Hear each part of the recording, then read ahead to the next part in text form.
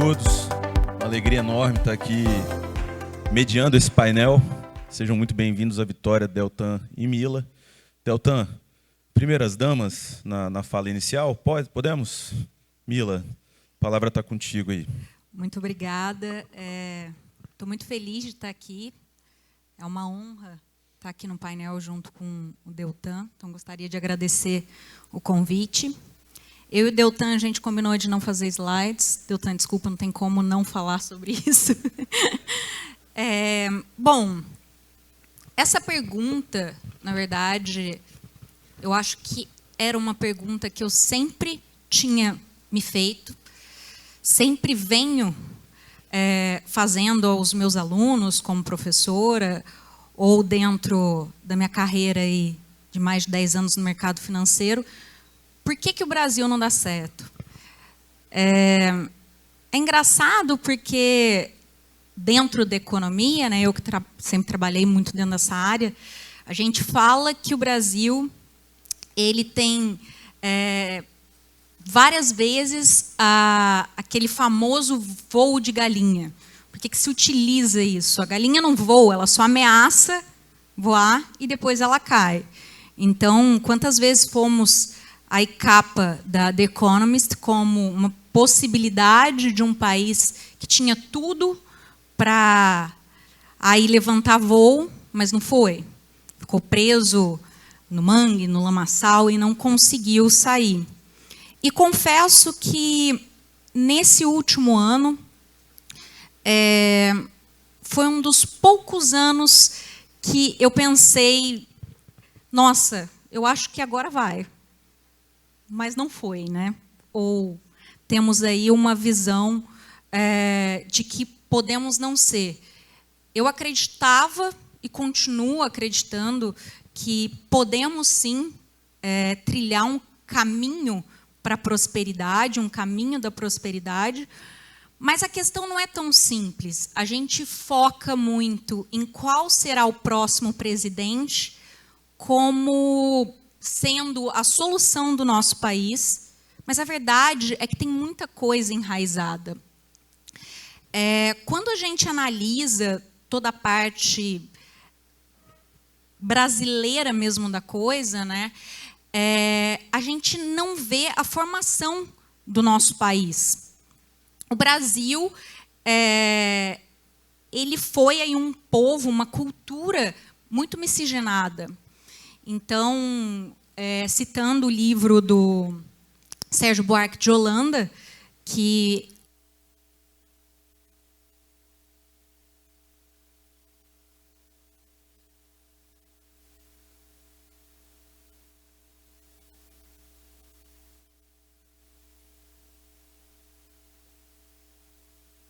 temos o jeitinho brasileiro?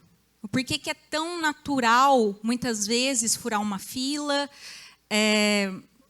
ali fazer uma forcinha para não devolver o troco, dar o troquinho em bala, às vezes uma propina, às vezes questões que vão se tornando mais sérias, até a gente criar certos antolhos e deixa essas coisas passarem de lado. Então, temos aí uma formação cultural do nosso país que vem desde o tempo da colonização, né?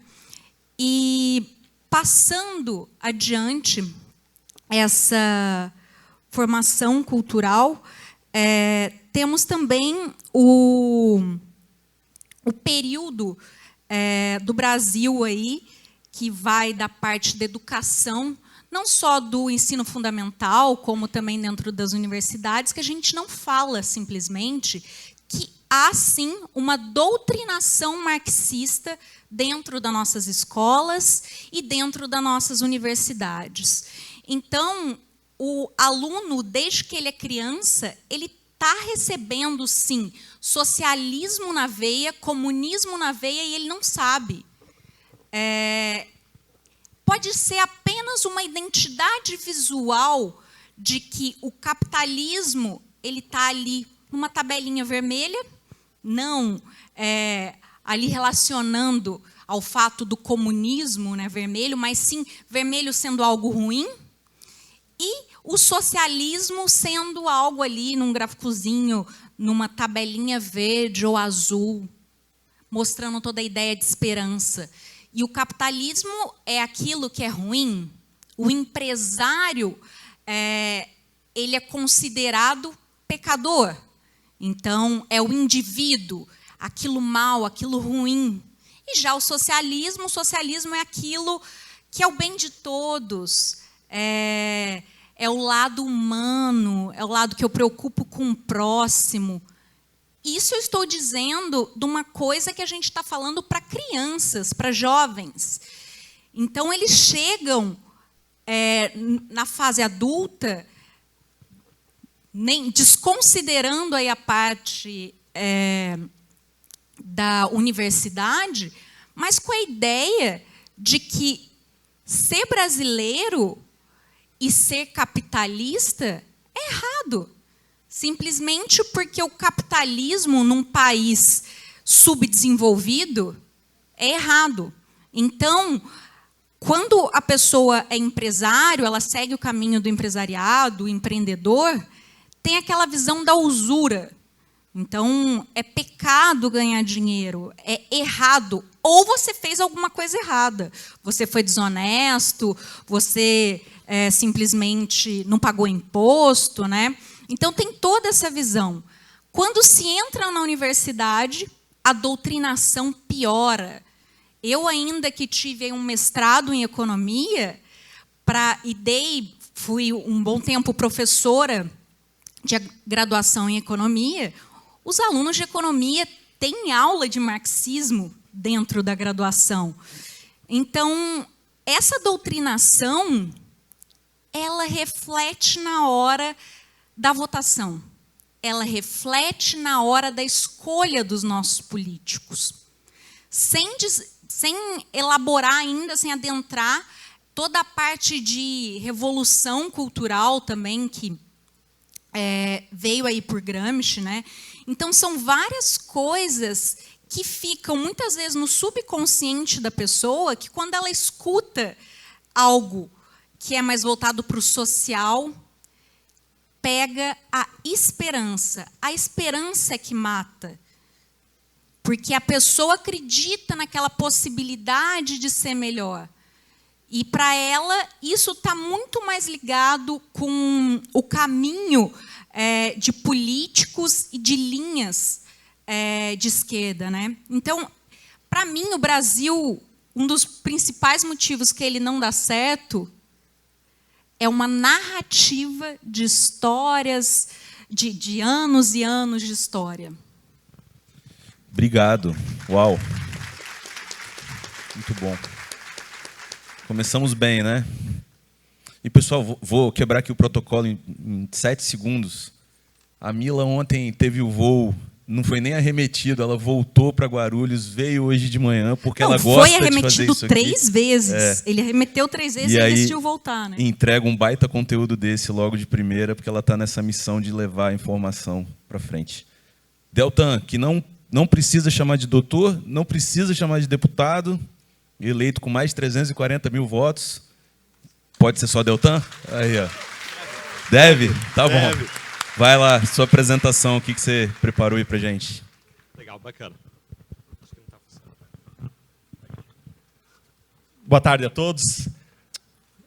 Pessoal, eu sinto que eu vou decepcionar vocês, vou decepcionar o Marcel. Eu não trouxe nenhum PowerPoint aqui, porque tem gente que não gosta do meu PowerPoint. Não sei por quê. Obrigado, querido. Por que o Brasil não dá certo? Por que nós estamos há 200 anos independentes de Portugal e a gente não consegue avançar, a gente não consegue criar um clima próspero, um clima favorável ao empreendedorismo, à poupança, ao investimento, à inovação? Para falar sobre isso, eu gostaria de estruturar o meu argumento hoje dentro da seguinte ideia. Para a gente entender o que está dando de errado, a gente tem que ter uma receita de sucesso. Em seguida, a gente tem que entender por que a gente não está conseguindo seguir essa receita de sucesso e qual é o caminho para a mudança. Quando a gente fala sobre receita de sucesso, eu gostaria de tomar emprestada aqui a lição que vários de vocês conhecem, que é aquela tese que foi escrita por Daron Acemoglu e James Robinson naquele livro que está na mesa de cabeceira de grande parte dos executivos ao redor do mundo, que é o livro Por que as Nações Fracassam.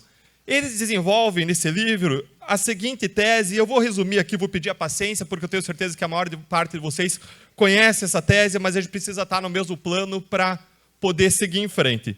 A tese central deles é de que as nações prosperam quando tem instituições que favorecem a prosperidade. E quando eles falam de instituições, eles se referem a direito de propriedade, à liberdade econômica, se referem à igualdade de oportunidades e ainda ao rule of law, ao império da lei. E eles seguem dizendo que as instituições de um país elas podem ser mais ou menos extrativistas e mais ou menos inclusivas. As instituições extrativistas são aquelas que extraem riquezas de uma parte da sociedade para outra parte da sociedade. E para que elas façam isso, eles criam barreiras de entrada. Então, empresas, agentes econômicos, agentes políticos que querem subir, que querem chegar às elites, eles são empurrados para baixo. A inovação destrutiva, que é a criação de novas soluções, novas ideias, que destroem ideias obsoletas, ela acaba sendo impedida. E muitas vezes se formam elites fechadas com barreiras de entrada. Essas instituições extrativistas, dizem eles, desincentivam a prosperidade. Do outro lado, existem as instituições inclusivas que estimulam a prosperidade. Instituições inclusivas são aquelas que são formatadas de um modo que estimulam o pluralismo, o rule of law, o império da lei, a igualdade de oportunidades. E quando existem instituições inclusivas numa sociedade, existe uma permeabilidade, existe uma possibilidade de ascensão dos agentes econômicos e políticos até a elite econômica e a elite política. Isso cria um ambiente favorável à poupança, ao investimento e à inovação. Vale a pena, quando você tem instituições inclusivas, acumular capital econômico, formar capital humano e inovar, tanto tecnológica como operacionalmente.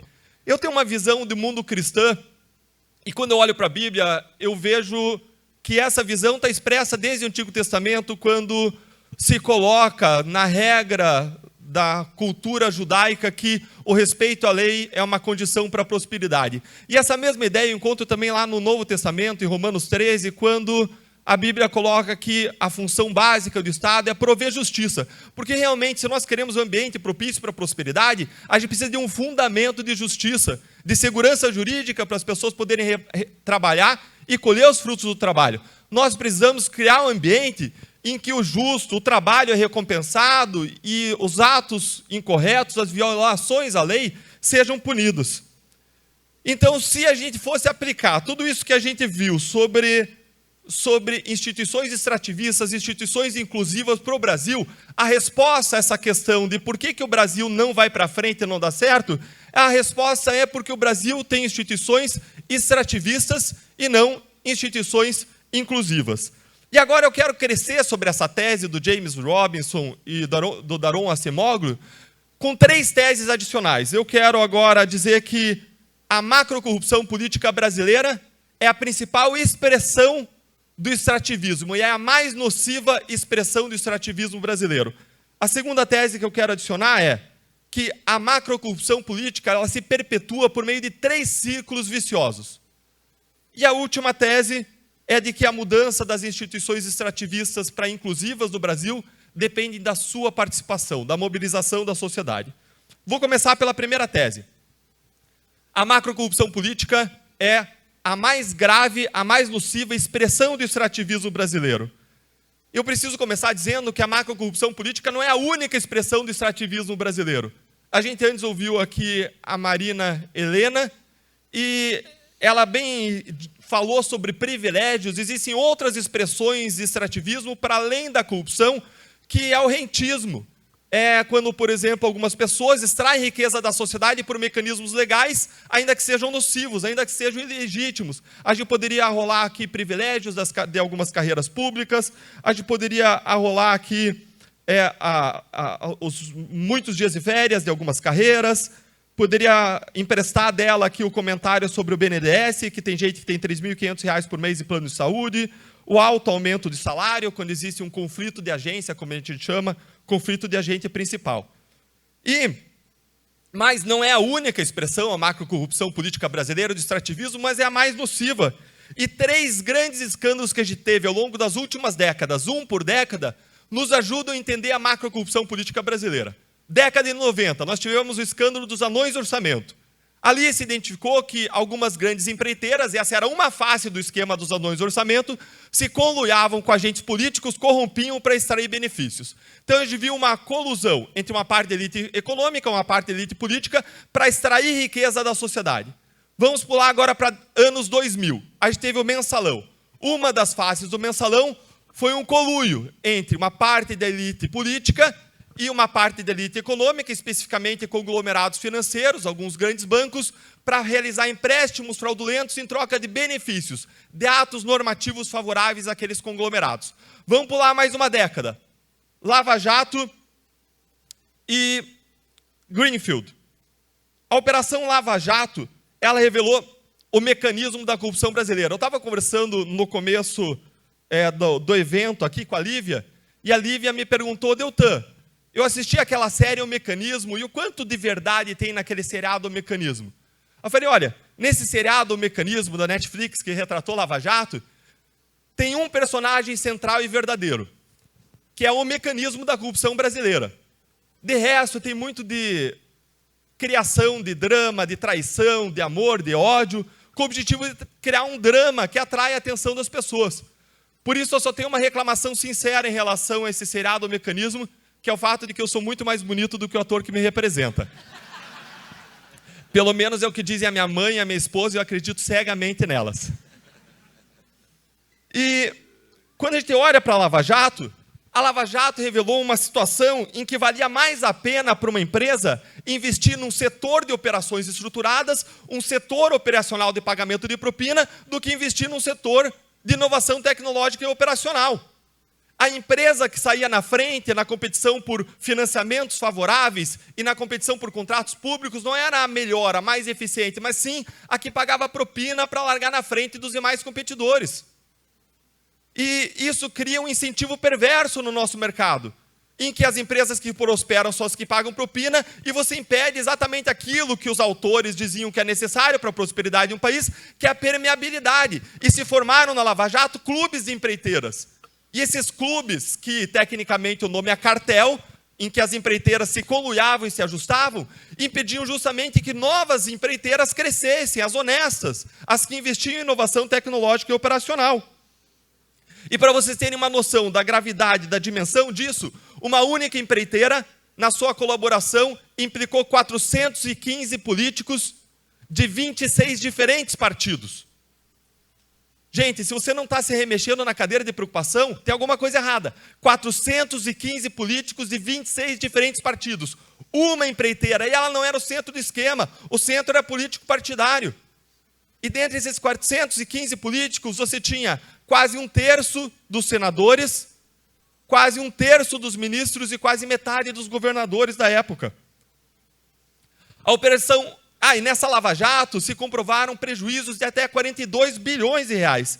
E depois a gente teve a Greenfield, em paralelo à Lava Jato, relacionada à Lava Jato, que mostrou que existia uma política de campeões nacionais para a qual foi destinado R$1 trilhão do BNDES, e o Ministério Público, numa acusação, estava pedindo ressarcimento de 21 bilhões de reais em relação a uma dessas beneficiadas, que era a empresa JBS. A Greenfield ainda revelou uma colusão com fundos de pensão e fraudes que geraram um rombo de 54 bilhões de reais. E essa associação entre uma parte da elite econômica e uma parte da elite política, que a Lava Jato revelou, esses métodos extrativistas, para usar a linguagem do livro, assumiram diferentes nomes na nossa sociedade. Sociólogos chamaram isso de capitalismo de compadril. Michael Johnson, um estudioso americano da corrupção ao redor do mundo, ele classifica diferentes tipos de corrupção, e ele fala que o tipo de corrupção brasileira é de cartel de elites. É um outro nome para o mesmo fenômeno. Luiz Flávio Gomes, deputado falecido, saudoso, chamou isso de cleptoplutocracia. o ministro Barroso chamou de pacto oligárquico. São diferentes expressões para expressar a mesma coisa, que no nosso sistema uma parte da elite política e econômica se associou para extrair riqueza e impedir a permeabilidade da elite política e a permeabilidade da elite econômica naquelas áreas. A macrocorrupção política brasileira, como eu disse, não é a única expressão do extrativismo brasileiro, mas é a mais nociva. E é a mais nociva por 3 razões. Primeiro, porque prejudica os serviços públicos para as pessoas ou sociedade que mais precisam deles. Basta nós vermos que no Hospital Pedro Ernesto, aqui do lado, no Rio de Janeiro, enquanto o Sérgio Cabral tinha 100 milhões de dólares ocultos em contas do exterior, eles fechavam alas e mais alas inteiras, deu tratamento para câncer. Quando os pacientes que tratam câncer têm uma pequena janela de oportunidade para o tratamento. E como disse o diretor do hospital, a perda dessa janela significava a morte. E não uma morte rápida, mas uma morte lenta, dolorida e com muito sofrimento. No cartel da merenda escolar lá de São Paulo, foi desviado até 1,7 bilhão de reais. Isso fez com que crianças, como mostrou uma reportagem, estivessem comendo biscoito e tomando leite aguado no almoço da escola. No Paraná, um cartel de pedágios desviou mais de 1 bilhão de reais. E além de desviar dinheiro do pedágio, aumentando o custo Brasil, tornando a produção mais cara, deixaram de duplicar 700 dos 1.000 quilômetros que deveriam ter sido duplicados. E todo mundo sabe que as condições mais básicas para o desenvolvimento de um país são infraestrutura, educação e tecnologia. Isso minou a infraestrutura e nos trechos não duplicados, um levantamento da Polícia Rodoviária Federal nos mostrou que morreram mais de 400 paranaenses, só nos trechos duplicados e em colisões frontais, que não aconteceriam se aqueles trechos não tivessem sido duplicados. Além de prejudicar serviços públicos essenciais, essa macrocorrupção política, ela prejudica a eficiência governamental. Foram construídas refinarias que jamais vão se pagar, foi comprada uma refinaria de Pasadena, no Texas, que estava enferrujada, eles chamavam de ruivinha, não era aqui uma referência elogiosa, uma refinaria que não era propícia para refinar o tipo de óleo brasileiro, e que só nessa operação se comprovou um superfaturamento de 700 milhões de dólares. Se construiu ainda um navio sonda, contra os pareceres técnicos, dos técnicos que indicavam que não precisavam construir, e ele ficou parado em alto mar, ao custo de 500 mil dólares por dia.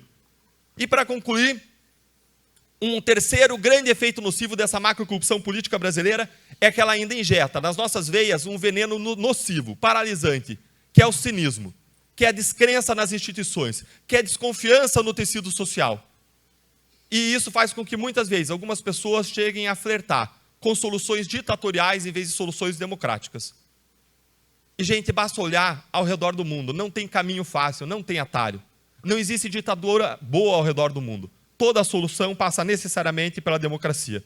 Então, para concluir, eu consegui estabelecer aqui uma receita de sucesso, instituições inclusivas, não extrativistas, e eu mencionei que a expressão mais nociva do extrativismo brasileiro é a macrocorrupção política. E eu vou deixar para a nossa discussão, para as nossas conversas, falar sobre os 3 ciclos que perpetuam a macrocorrupção política brasileira e como que nós podemos nos livrar dela e avançar para mudanças. Obrigado. Boa. Uau. Obrigado. Muito bom. Muito bom. Muita informação, né? Mas, como diz o slogan, informação constrói. Mila, devolver aí para você para falar o seguinte, você falou sobre educação, eu acho esse tema muito legal. E aí eu vi uma pesquisa que entre 38 países, o Brasil está só atrás da África do Sul, quando a gente fala dos nem. Jovens de 18 a 24 anos que nem estão matriculados na escola, na faculdade, em curso técnico profissionalizante, e também não estão no mercado de trabalho. Eu queria a tua visão sobre isso no sentido de o que vai ser desse adulto pleno na casa dos 30 e pouco, 30 é alto, e como é que a gente vai conviver com essas pessoas que não tiveram uma base, enfim. Educação aí é um grande problema no nosso país, como muito bem foi colocado pelo deputado Luiz Felipe. A gente tem aí uma receita muito grande. O problema do Brasil não é falta de receita, é sim uma despesa que é mal administrada, que é muito maior do que deveria ser, né, e mal distribuída. Então, quando a gente olha para o cenário da parte aí da educação, sim, o nosso país é terrível, principalmente geração Paulo Freire, que a gente não pode deixar de falar, mas eu não acho que seja somente falta da verba. Quando a gente analisa escolas públicas, por exemplo, se você pega uma escola que ela teve ali um resultado, uma curva de crescimento educacional, ali uma curva de crescimento de aprendizado do aluno maior do que outra, quando a gente vai ver qual que é a diferença, né, o que teve ali de diferença, se foi questão de verba, ou o que é mais importante, a gente do Instituto Milênio, a gente verificou que uma das principais causas que geram aí essa curva ser mais ascendente ou não é o professor. Então, a importância do professor, do educador, dentro das escolas. É claro que temos que lembrar aí que muitas escolas Brasil afora, inclusive no Rio Grande do Sul, o Marcel estava aqui, uma escola lá estava com problema de não ter nem toalete, nem banheiro para as crianças utilizarem. Então, quantas escolas aí não tem carteira, não tem material didático? Então, é claro que algumas questões que seria ali o mínimo, né, vamos dizer, pirâmide Maslow, seria um mínimo que deveria se ter ali. Mas quando a gente analisa essa curva de aprendizado dos alunos, o professor ele é muito importante. Porque, justamente, se ele tem aí um incentivo para ser melhor, é só a gente pensar, a gente, na época de faculdade, de escola, como um exemplo, um mentor é importante. E, nessa avaliação, os professores que trabalham em mais de um lugar, que tiveram outras experiências, outras formações, eles vão ajudar, né? Então, é um caminho, sabe, Luiz? Desde a época que ela é criança, está no ensino infantil, fundamental, é aquela vontade de vai tomar aprender. o gosto, né? Ali desde Exato. Criança, para poder chegar nessa fase onde pode escolher não frequentar ou não ir e continuar tomando estudo, né? E o Muito exemplo, né? Naquele livro Freakonomics, eu gosto muito, ele fala que você pode fazer o que quiser para o seu filho. Enfim, dar presente, colocar numa escola, enfim, comprar livros, mas nada é igual do que o exemplo que você dá. O que seu filho vai se tornar é muito mais importante o exemplo que você dá do que você faz para ele. Obrigado. Deltan, você deu informação pra caramba aí, mas tendo uma figura como você aqui no nosso painel, não poderia deixar de perguntar uma coisa um pouquinho mais para o pessoal.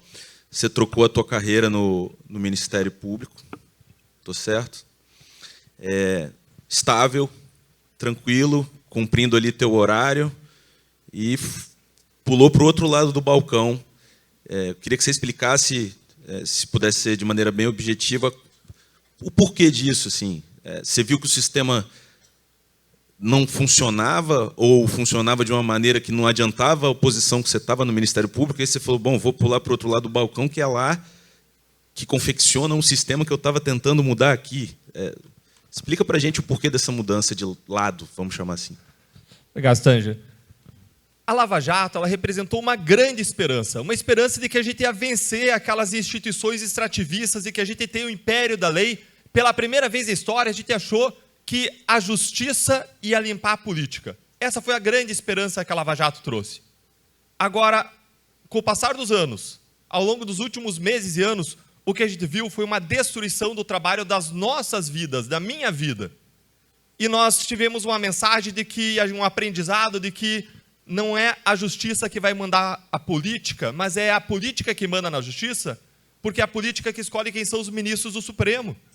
É a política que faz as leis que a justiça aplica. E no ano passado, o Congresso Nacional destruiu a lei de improbidade administrativa. Em 2019, o Supremo proibiu a prisão em segunda instância. Eles começaram não só a destruir as condenações, mas tirar os instrumentos de trabalho das nossas mãos. E quando o Congresso Nacional destruiu a lei de improbidade, hoje, lá na sua empresa, se alguém for lá e pedir uma propina para você, isso não é mais improbidade administrativa.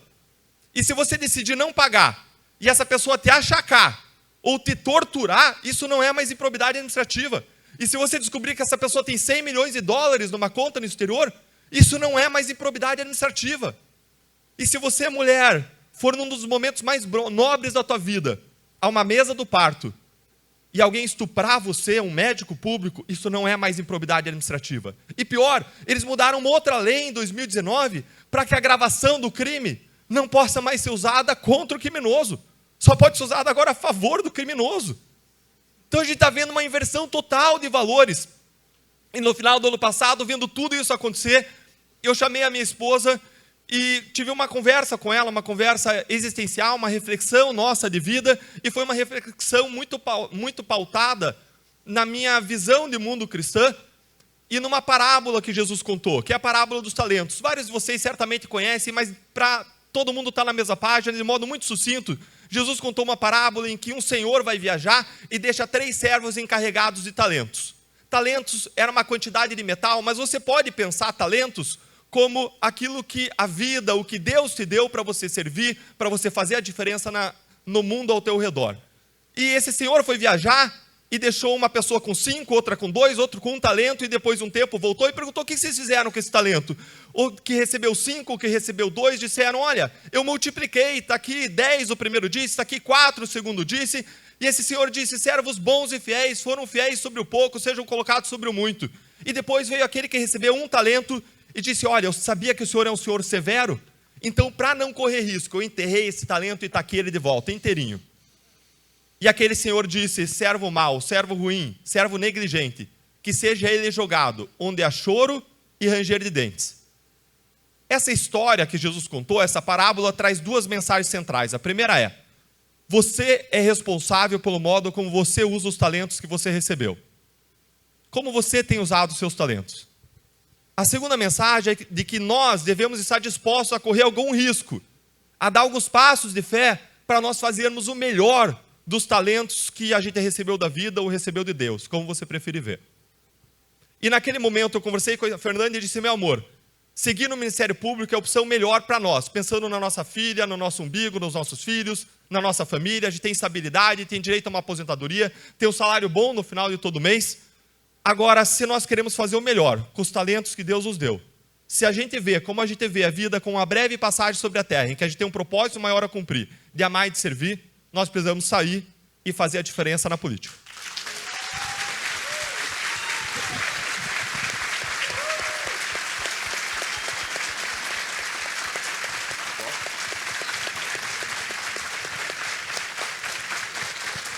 Vamos. Bom, pelo volume de palmas, eu vou continuar nesse papo de Lava Jato, cara. Mila, você comentou aqui, você queria fazer alguma consideração? Sim, eu acho que, como brasileira, eu tenho muito orgulho da Operação Lava Jato, diferente do que algumas pessoas descondenadas acreditam. Não foi uma ação que derrubou empresários e derrubou o país. Pelo contrário, eu vejo a Lava Jato muito ligada à ideia de Estado de Direito, né, que seria a igualdade da lei para todos, que, assim como em Passárgada, não adianta você ser amigo do rei, e no caso do Brasil, não adianta você ser amigo do Supremo, onde você sempre vai arranjar uma forma de se privilegiar ali. Sócrates, ele foi uma pessoa que defendia muito a ideia da lei é para todos. E, inclusive, Sócrates, ele morreu, né, ele foi condenado justamente porque ele quis seguir ali a lei para todos. Acreditavam que ele era uma pessoa que estava corrompendo a cabeça dos jovens. E ele falou: não, a lei é para todos, então, sim, vou morrer por isso. Já quando a gente entra num caminho assim mais sinuoso, Hayek ele fala que justamente a diferença entre as pessoas é o que leva elas quererem esse privilégio. Então, sendo amigo do rei, sendo amigo de pessoas que podem fazer com que você tenha aí uma diferença. E eu acho que essa é um dos maiores problemas que a gente tem no nosso país, e vem desde da nossa Constituição mesmo, que a gente vai sempre arrumando ali um puxadinho para que a gente beneficie certas partes minoritárias, né, da população. Então, a lei não passa a ser para todos, ela passa a ser ali para privilegiados, ou se não, para grupos coletivistas, e você acaba tentando uma forma ali de burlar essa lei para que você seja, sim, um privilegiado ou passe a ser aí uma pessoa onde a lei não vai te atingir. Muito bom. O tempo é curto, o papo é ótimo. Perguntar de maneira assim, rápida, né? A gente amarra a caneta Bic na lotérica num barbante, para ninguém levar uma caneta Bic de 70 centavos. E a gente tem mais gente investindo em pirâmide financeira do que na bolsa ou em bons projetos. Está faltando responsabilidade individual do cidadão brasileiro para o Brasil dar certo. Eu dei esse exemplo esdrúxulo porque é um absurdo. Assim. Queria opinião rápida do Deltan e depois da Mila. Do mesmo modo como falta uma visão de responsabilidade individual na área econômica, falta também na área criminal. Nós temos uma visão, particularmente uma visão de uma parte da esquerda, que trata bandido como se fosse vítima da sociedade e olha muitas vezes para o policial, para o procurador, para o juiz, como se fossem os vilões. E perseguem, no caso de combate à corrupção, quem combateu a corrupção. E essa é uma inversão básica de valores. E para tornar isso concreto para vocês, essa visão de coitadismo penal, ou que o Roberto Mota chama corretamente de bandidolatria, é uma visão expressa em políticas públicas. No último ano do governo Lula, ele fez um decreto de indulto natalino, e ele fazia decretos de indulto natalino todo ano, era a política pública do Lula, da Dilma, e o último governo não fez isso. Mas no último ano do governo Lula, ele editou um decreto de indulto natalino em que ele perdoou uma parte da pena de homicidas, assassinos, que tinham sido condenados por homicídio simples a 5, 6, 7 anos de prisão. Qual o percentual da pena perdoada? 2/3. 2/3 da pena. Gente, isso acaba com qualquer medida de desincentivo. Vocês estavam falando antes aqui de análise econômica do direito. A pessoa, se você tomar ela como agente individualmente responsável, ela decide não praticar um crime, também guiada, não só por questões comportamentais, não só por pressões das circunstâncias, do momento, do tempo, por aí vai, mas também por uma análise de custo e benefício. No prato da balança dos custos deveriam estar a probabilidade da punição e o montante da punição. Quando você dá um perdão de 2/3 da pena para um homicida, você anula praticamente a pena do homicídio. Essa pessoa não vai ficar presa a nada. A Dilma, no último ano do governo dela, em 2015, ela fez um decreto de indulto natalino, perdoando um percentual da pena dos corruptos. Você consegue imaginar que percentual foi esse de perdão? Nada menos do que 83% da pena. Gente, estou falando do montante perdoado, não do que ficou. 83% da pena perdoada. Não tem como funcionar um sistema assim. Vale a pena praticar a corrupção. O prato da balança do benefício pesa lá embaixo, que o dinheiro que a pessoa desvia, em grande medida não vai ter que devolver. E o prato da balança dos custos, em que você tinha que ter probabilidade de punição vezes montante de punição, não tem nada. Porque você não tem probabilidade de punição, praticamente zero. 3% dos crimes comprovados de corrupção são punidos no Brasil, segundo o estudo da FGV. 3% dos comprovados, não estou falando nem dos não comprovados. E aí, quando você pune, você perdoa 80% da pena. No caso maior exemplo de punição de corrupção no Brasil, que é a exceção à regra, foi o mensalão. Os centros, os artífices do mensalão, que estavam no centro do esquema, foram punidos a cerca de 7 anos de prisão, como José Dirceu. 1 ano depois já estava em casa, 2 anos depois estava indultado, totalmente perdoado. Isso é um absurdo, a gente tem que desinverter esses valores.